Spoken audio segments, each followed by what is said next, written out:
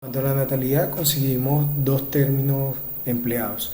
La natalidad máxima, que se refiere a el aumento en el número de individuos dentro de una población en condiciones ideales, y la segunda se conoce como natalidad real o natalidad ecológica y se refiere al número de individuos aumentados dentro de la población bajo condiciones ambientales.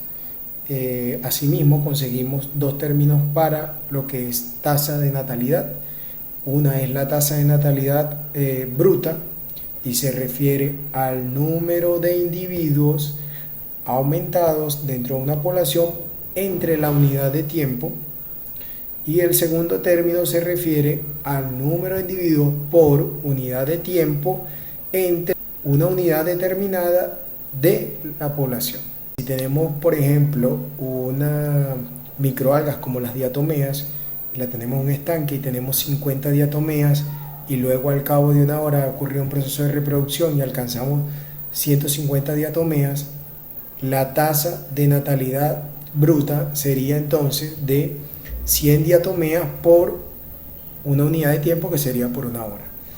¿Cuánto sería la tasa de natalidad específica? Pues sería por cada individuo, al cabo de una hora alcanzaremos a tener 2 diatomeas. En cuanto a la mortalidad, el término de mortalidad mínima teórica, al igual que se aplica para la natalidad máxima teórica, la mortalidad mínima teórica se refiere al número de muertes de individuos que ocurrirían dentro de una población en condiciones ideales, es decir, hasta que alcance el periodo longevo que corresponde para esa especie en específico. Asimismo, existe una mortalidad real, que es básicamente el número de muertes de individuos dentro de una población, pero esta vez influenciados por el ambiente.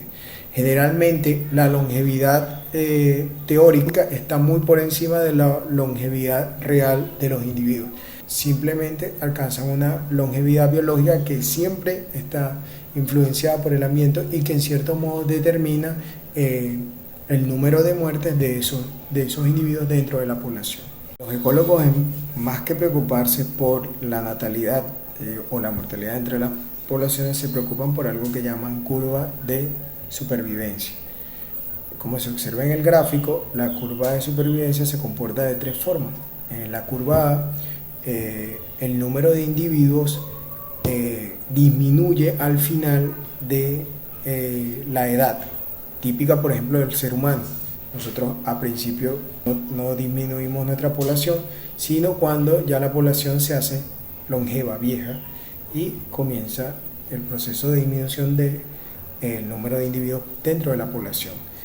En el caso de la B, el comportamiento B es un comportamiento proporcional y es típico, por ejemplo, de los venados, de las hidras, de algunas aves. Este comportamiento es que el número de individuos desde temprana edad comienzan a disminuir progresivamente hasta una edad longeva. Y el último, que es el caso de la C, indica que los individuos a principio tienen una mortandad masiva o disminuyen su población masivamente, y luego a medida que va transcurriendo el tiempo, ese número de individuos va manteniéndose en el tiempo como tal.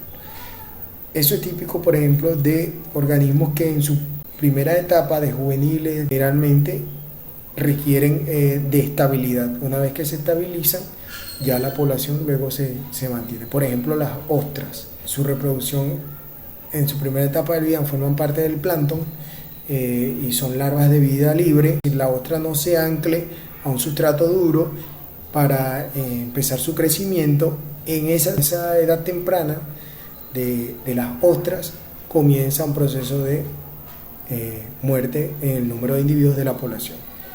Y una vez que ocurra lo que se llama reclutamiento, entonces ese proceso de supervivencia se mantendrá hasta las edades longevas.